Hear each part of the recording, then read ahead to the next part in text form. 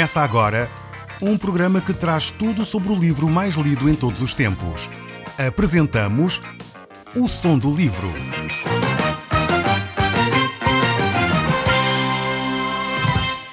Seja muito bem-vindo. Neste podcast vai encontrar o livro mais conhecido e lido em todo o mundo. Vamos levá-lo numa viagem pela história da humanidade. Este é um audiolivro para si, para a sua família e sociedade em geral. Contextualização e comentários de Paulo Chaveiro. Caro amigo, nós estamos no capítulo 18 do livro dos Atos. E nós, no último programa, vimos o apóstolo Paulo a pregar no Areópago, em Atenas. Ele fez um grande discurso lá nesse lugar. Ele, ao percorrer pela cidade de Atenas, ele viu vários templos dirigidos a muitos deuses e encontrou até um altar ao Deus desconhecido. O apóstolo disse então ser esse Deus desconhecido que o povo de Atenas desconhecia, ser o Deus a quem ele pregava. Entretanto, o apóstolo ficou em Atenas enquanto aguardava a chegada de Timóteo e Silas. Depois ele foi então para a cidade de Corinto, onde encontrou um casal muito temente a Deus, Áquila e Priscila, com quem então trabalhou durante algum tempo. Depois disso, Silas e Timóteo foram ter com o apóstolo Paulo e a partir daí ele dedicou-se totalmente ao ensino da palavra. Como sabemos, o apóstolo Paulo antes disso estava a trabalhar com as suas próprias mãos, fazia tendas e ao mesmo tempo ensinava a palavra. Com a chegada então de Silas e Timóteo, ele dedicou-se exclusivamente ao ensino da palavra. Como resultado disso, Crispo e a sua família eles converteram-se e juntamente com eles muitos dos habitantes de Corinto. Os resultados foram tremendos naquela cidade. E foi por isso, de facto, que começaram a surgir algumas situações um pouco complicadas. No entanto, a cidade, quer de Atenas, quer a cidade de Corinto, elas estavam saturadas de filosofias humanas, de atitudes que, de facto, não estavam em conformidade com a palavra de Deus. Eram cidades, naquela época, talvez conhecidas como cidades como Sodoma e Gomorra, só que eram cidades como o Templo de Paulo. Na realidade, as cidades, muitas vezes, vivem dessa forma, com situações de imoralidade, corrupção, desconfianças, atitudes que não agradam nem aos homens, nem a Deus. Mas, na realidade, a diferença que faz nas cidades não é tanto a corrupção em si, mas é o facto de nela haver justos e pessoas que oram pela sua cidade. Isso é o que nós encontramos na cidade como Sodoma e Gomorra, pois Deus, quando fala lá com Abraão no livro do Gênesis sobre essas duas cidades, Deus diz, se encontrar então mais de 10 justos, Deus não destruiria a cidade. Ou seja, a questão em Sodoma e Gomorra era que não havia pessoas tementes a Deus. Aqui em Corinto, por o outro lado, elas não foram cidades que foram destruídas, pois ali havia o testemunho do apóstolo Paulo e também de muitos outros cristãos que viviam naquela cidade. Eram cidades que, apesar da violência, apesar da imoralidade, apesar da corrupção, tinham várias pessoas que oravam pela cidade, pelos seus vizinhos, que se preocupavam em seguir os caminhos de Deus. Então é neste contexto que nós chegamos ao nosso tempo de ler a palavra de Deus. E encontramos-nos no capítulo 18 do livro dos Atos e vamos ler a partir do verso 9. Se você tiver aí a sua Bíblia à mão, eu recomendava que a abrisse para juntos podermos acompanhar a leitura e o dialogar em torno destes textos bíblicos. Então diz assim a palavra de Deus. Certa noite, o Senhor falou a Paulo numa visão e disse, não receis, fala, não desistas, estou contigo e ninguém te pode fazer mal. Há nesta cidade muita gente que me pertence. Assim, Paulo ficou ali mais 1 ano e meio a ensinar a palavra de Deus. Nós vemos aqui que Deus está interessado em levar esta boa notícia às pessoas. Deus tem interesse em salvar as cidades. Deus tem interesse em ter esse relacionamento pessoal com pessoas até que têm atitudes corruptas, pessoas até que vivem em situações de imoralidade, pessoas até que vivem em situações de infidelidade. Deus quer tocar no coração destas pessoas, pois Deus é amor. É verdade que o homem assim não encontra a felicidade. Enquanto está longe de Deus, não tem felicidade nem paz no seu coração. E é exatamente por isso que Deus quer que a sua palavra seja anunciada. Deus aqui fala ao apóstolo Paulo para ele não temer, para ele permanecer naquela cidade, pois havia muitas pessoas que deveriam de encontrar Deus, deveriam ter esse relacionamento com Deus através da pessoa de Jesus Cristo. Por isso mesmo o apóstolo recebe estas palavras de encorajamento. E quantas vezes nós precisamos de ouvir estas palavras da parte de Deus? Precisamos de ouvir a voz de Deus, que confirmem a nossa caminhada com Ele, que confirmem o nosso ministério, a nossa chamada. É necessário, de facto, muitas vezes, que nós fiquemos parados a ouvir a voz de Deus. Assim como Deus fez quando Jesus estava no nosso meio, quando Ele falava com Marta e Maria. Era necessário que elas se sentassem aos pés de Jesus e ouvissem a palavra de Deus. Estas palavras aqui são dirigidas inicialmente a Paulo, mas eu creio que, de alguma forma, elas são dirigidas também a si e a mim. Há muitos de nós que estamos talvez amedrontados, assustados, talvez estamos a pensar, vamos desistir, não vale a pena continuar a servir a Deus. Os inimigos são tantos que eu não quero continuar. Estas palavras de encorajamento vêm de Deus também para si. É especialmente quando nos encontramos nesse sítio, em desânimo, quando estamos em lugares perigosos, talvez onde o trabalho é difícil, que Jesus Cristo lhe diz, não temas. Jesus Cristo diz, eu estou contigo. E é exatamente esse o sentido mais profundo do Salmo 23, quando diz, se eu andar pelo vale da sombra da morte, não temerei mal algum, pois tu estás comigo. Ou seja, nesse salmo aí, Deus não diz que o tira do vale da sombra da morte. Deus não diz que nós não vamos passar situações difíceis. Deus não retira as situações difíceis da nossa vida. E, infelizmente, por vezes ouço pessoas falarem acerca da palavra de Deus, quase dando a entender que o cristão não passa sofrimento. Eu não encontro isso nas páginas da Bíblia. E você, provavelmente, que me está a ouvir, que é cristão, provavelmente já tem vivido situações difíceis na sua vida. O que a palavra de Deus nos promete é que mesmo nas situações difíceis, mesmo no vale da sombra da morte, eu não temerei mal algum, porque Deus está comigo. Ou seja, o que a Bíblia promete é a presença de Deus nas nossas necessidades, nas nossas dificuldades. É isso que a palavra de Deus nos promete. Não nos promete o retirar das dificuldades, mas promete sim a presença de Deus. E foi exatamente isso que Deus fez com o apóstolo Paulo. Encorajou-o para ele continuar a desenvolver a sua missão, dizendo que eu estou contigo. Eu vou ser contigo em tudo aquilo que tu fizeres. Por isso não temas as dificuldades que vais enfrentar. Não temas a adversidade. E logo a seguir a adversidade chega e diz assim o verso 12. Mas quando Gálio se tornou governador da Acaia, os judeus uniram-se contra Paulo e levaram-no à presença do governador para ser julgado, acusando de convencer os homens a adorarem a Deus de uma maneira contrária à lei romana. Todavia, justamente quando Paulo ia começar a sua defesa, Gálio voltou-se para os acusadores e disse-lhes: escutem, judeus, se neste caso houver matéria de crime, ver-me-ia obrigado a ouvir-vos. Mas uma vez que se trata de uma questão de palavras e nomes e das vossas leis judaicas, encarreguem-se vocês do caso. Não estou interessado em ser juiz destas coisas. E expulsou-os do tribunal. Então agarraram-no em Sóstenes e dirigentes da sinagoga e espancaram-no diante do tribunal, mas Gálio não ligou a menor importância. Vemos aqui os judeus criarem uma situação extremamente delicada. O apóstolo Paulo estava diante do tribunal de Gálio e este, que era o procônsul da Acaia, era o juiz, o responsável, podemos dizer assim, não quer saber do assunto. Anteriormente, Deus está a cuidar do apóstolo Paulo, dizendo que Deus vai cuidar dele. Deus vai ter em atenção a sua segurança e a sua proteção. E logo a seguir, o apóstolo Paulo é levado ao tribunal por causa destes homens maus que inventam mentiras e de uma forma perversa tentam dissimular aquilo que o apóstolo está a fazer. A pergunta provavelmente que se levanta é: será que Deus falhou nesta situação? Talvez é a mesma pergunta que você levanta na sua vida.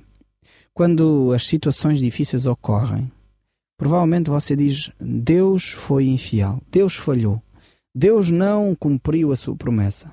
Eu quero dizer que Deus cumpriu a sua promessa. Deus preservou a vida do apóstolo Paulo. Deus não falhou naquilo que prometeu. No início da conversão de Paulo, Deus tinha-lhe dito qual era a sua missão. E Paulo tinha uma missão muito clara. Uma delas era, de facto, levar a palavra de Deus a governadores, a reis, a pessoas importantes, que os apóstolos não tinham feito, os outros apóstolos. Um outro aspecto do ministério de Paulo é que ele deveria sofrer pelo nome de Jesus Cristo. Ou seja, aquele sofrimento que ele provocou nos cristãos da sua época, que ele próprio perseguiu e maltratou, Deus disse, vais entender o que os outros fizeram.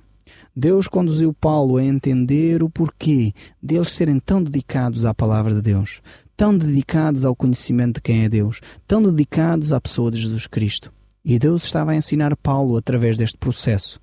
Por isso mesmo, Deus conduziu Paulo a grandes vitórias, mesmo no meio de grande sofrimento. E muitas vezes nós somos conduzidos a grandes vitórias no meio de sofrimento. Há algum tempo atrás eu li um livro e o autor, a certa altura, dizia que o problema dos cristãos nos nossos dias é que eles têm mais amor por não sofrer do que amor por crescer. Ou seja, para nós crescermos espiritualmente, nós temos de sofrer. Mas mesmo na vida natural, na vida física, é assim. Quando os adolescentes estão em crescimento, muitas vezes sentem dores nas pernas, nos braços, e isso chama-se dores de crescimento. Nós às vezes pensamos que na vida espiritual não deveríamos ter dores de crescimento, mas na realidade temos. E é por isso que esse autor diz, se nós amássemos tanto crescer, certamente nós não teríamos tanta preocupação em não sofrer. Mas infelizmente nós preferimos não sofrer a ter que crescer espiritualmente. Muitas vezes nós, talvez nas nossas orações, dizemos, Senhor, dá-me um coração igual ao teu. Na realidade, às vezes nós não percebemos a dimensão da nossa oração. Não percebemos o que é que estamos a dizer a Deus. Muitas vezes, quando nós fazemos essa oração, nós começamos a sofrer situações atrás de situações, porque Deus quer responder à nossa oração. E Cristo padeceu de uma forma atroz. Se você quer ter um coração igual ao de Cristo, provavelmente você vai padecer como Cristo padeceu. Ou seja, vai ser perseguido, vai ser maltratado, vai ser desacreditado, vai ser atraiçoado. Só que muitas vezes nós não queremos isso na nossa vida. Nós não aceitamos que para ter um coração igual ao de Cristo, tínhamos de passar por essas situações. Pessoas que nos atraiçoam, pessoas que dizem mal de nós, mesmo sem ser verdade, pessoas que inventam calúnias e mentiras a nosso respeito. Isso magoa o nosso íntimo, magoa o nosso ser. Mas isso faz parte do nosso crescimento espiritual. Quando nós dizemos que queremos ser à imagem e semelhança de Cristo, queremos que o caráter de Cristo seja formado em nós, pois esse é o objetivo de Deus para a nossa vida, o processo é muito doloroso. Mas damos graças a Deus porque Deus, como Pai de amor, nos conduz por esse processo, de forma a que a nossa integridade seja preservada. E foi exatamente isso que ele disse ao apóstolo Paulo. Tu vais enfrentar dificuldades, vais ser perseguido, vais ser maltratado, mas eu vou estar contigo. Ainda que eu andasse pelo vale da sombra da morte, não temerei mal algum, pois tu estás comigo. No fundo é a vivência deste salmo na nossa própria vida. E é exatamente isso que o apóstolo Paulo estava a experimentar na sua própria vida.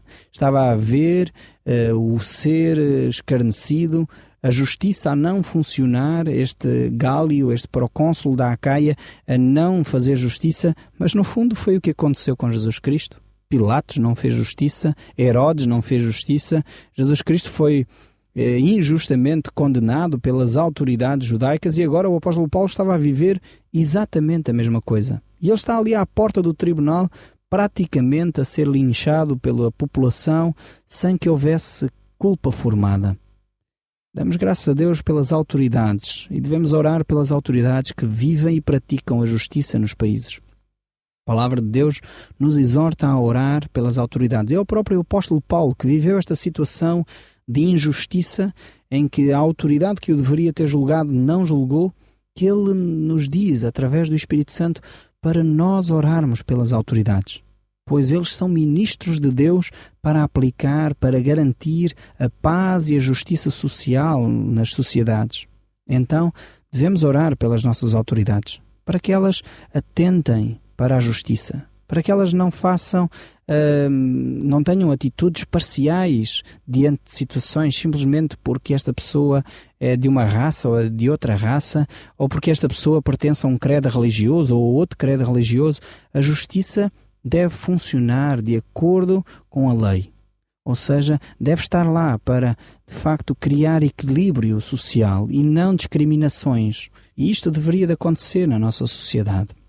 Mas continuando aqui no verso 18, Paulo ficou na cidade de Corinto ainda vários dias e, despedindo-se dos cristãos, embarcou para a costa da Síria, levando consigo Priscila e Áquila.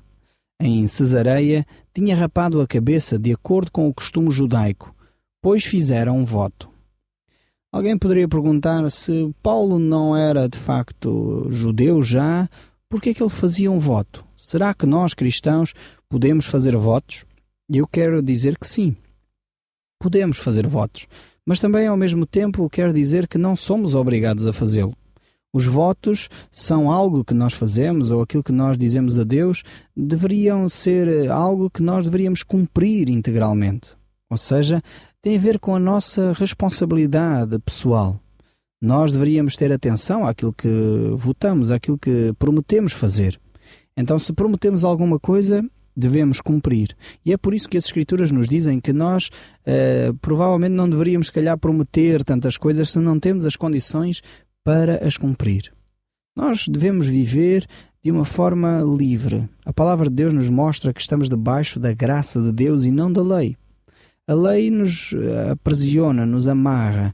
Agora, Cristo quer que nós vivamos de uma forma livre, de uma forma completamente liberta. E é por isso mesmo que ao fazermos votos, que ao fazermos promessas, devemos só fazer aquelas que devemos cumprir. Agora então o cristão deve tomar essas decisões com base na orientação de Deus, com base na orientação do Espírito Santo, com base naquilo que a Bíblia nos ensina, mas também com base na nossa própria consciência. Devemos entender que a nossa ação deve estar premiada por estes aspectos, não deve ser só baseada na nossa consciência, pois muitas vezes, ao tomarmos decisões baseadas na nossa consciência, ela pode nos ludibriar, pode nos enganar. Por isso temos que olhar para a palavra de Deus e olhar para aquilo que o Espírito Santo nos orienta a fazer. Então chegaram eles ao porto de Éfeso, diz o verso 19, e deixou os outros a bordo, foi à sinagoga e ali argumentou com os judeus sobre o Evangelho. Estes pediram-lhe que ficasse mais alguns dias, mas Paulo não aceitou a proposta. Tenho forçosamente de estar em Jerusalém para a festa, disse. No entanto, prometeu regressar mais tarde a Éfeso, se Deus o permitisse, e assim continuou a sua viagem. Vemos que o apóstolo Paulo não desperdiçava uma única oportunidade para falar acerca do Evangelho. E assim que o barco parou, então ele saiu rapidamente para ir então anunciar a palavra de Deus. De facto, ele tinha essa motivação na sua vida, por isso ele deixou num dos seus escritos, dizendo: esqueço-me das coisas que para trás ficam e avanço para as que estão adiante de mim. Prossigo para o alvo, pelo prémio da soberana vocação de Deus em Cristo Jesus. Esta era a missão e a orientação que o apóstolo Paulo tinha para a sua vida. O texto bíblico no verso 22 continua: a próxima paragem foi no porto de Cesareia. Dali foi visitar a igreja em Jerusalém, seguindo depois para Antioquia. Após passar algum tempo aí, tornou a partir para a província da Ásia, atravessando a Gália e a Frígia, visitando todos os crentes, animando-os e ajudando-os a crescer no Senhor. Agora estamos aqui no início de uma nova viagem do apóstolo Paulo. Paulo então volta a visitar as cidades e as províncias que estão espalhadas pelo vasto continente, pelo vasto Império Romano. Era realmente um homem incansável este apóstolo. O mais que nós olhamos para ele, mais consideração temos por ele. De facto, ele era um homem que se esgotava ao serviço de Deus. Vemos que naquela altura as comunicações não eram o que são hoje. Não se poderia colocar num avião e rapidamente em 2 horas estar em Itália ou estar na Alemanha. Ele levava semanas a viajar de barco. No entanto, E ele tinha um amor tão profundo pelas pessoas que não conheciam a Deus que ele estava disposto a gastar esse seu tempo em prol das pessoas necessitadas. O verso 24 nos diz que sucedeu que acabara de chegar a Éfeso, vindo de Alexandria, no Egito, um judeu chamado Apolo, que conhecia bem as Escrituras. Tinha sido ensinado sobre o caminho do Senhor e falava aos outros com grande entusiasmo e exatidão acerca de Jesus. Contudo, ele conhecia apenas o batismo de João. Vemos aqui este homem chamado Apolo, que era eloquente na forma como falava, mas ele ainda não tinha conhecido Jesus Cristo morto e ressuscitado. Ou seja, ele ainda não tinha recebido o Espírito Santo. Por isso ele só conhecia ainda o batismo de João. Mas vemos o que é que Áquila e Priscila fizeram.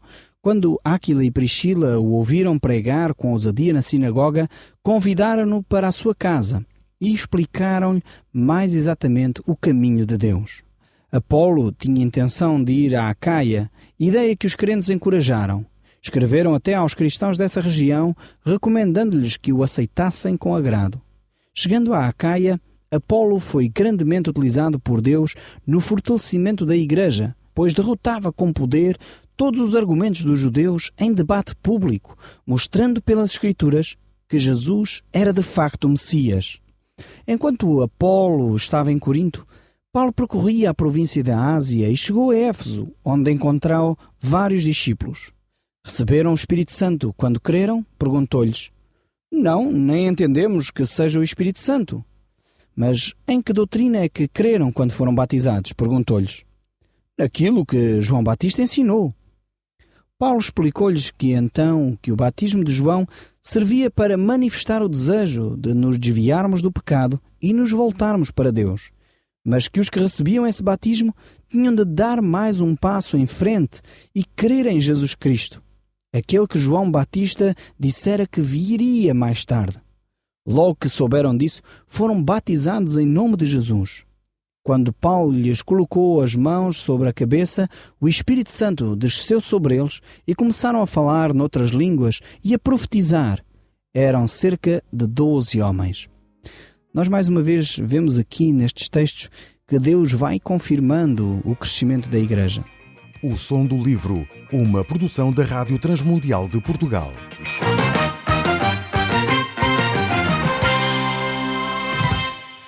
RTM. Conhece todos os nossos programas em rtmportugal.org. Uma produção da Rádio Transmundial de Portugal.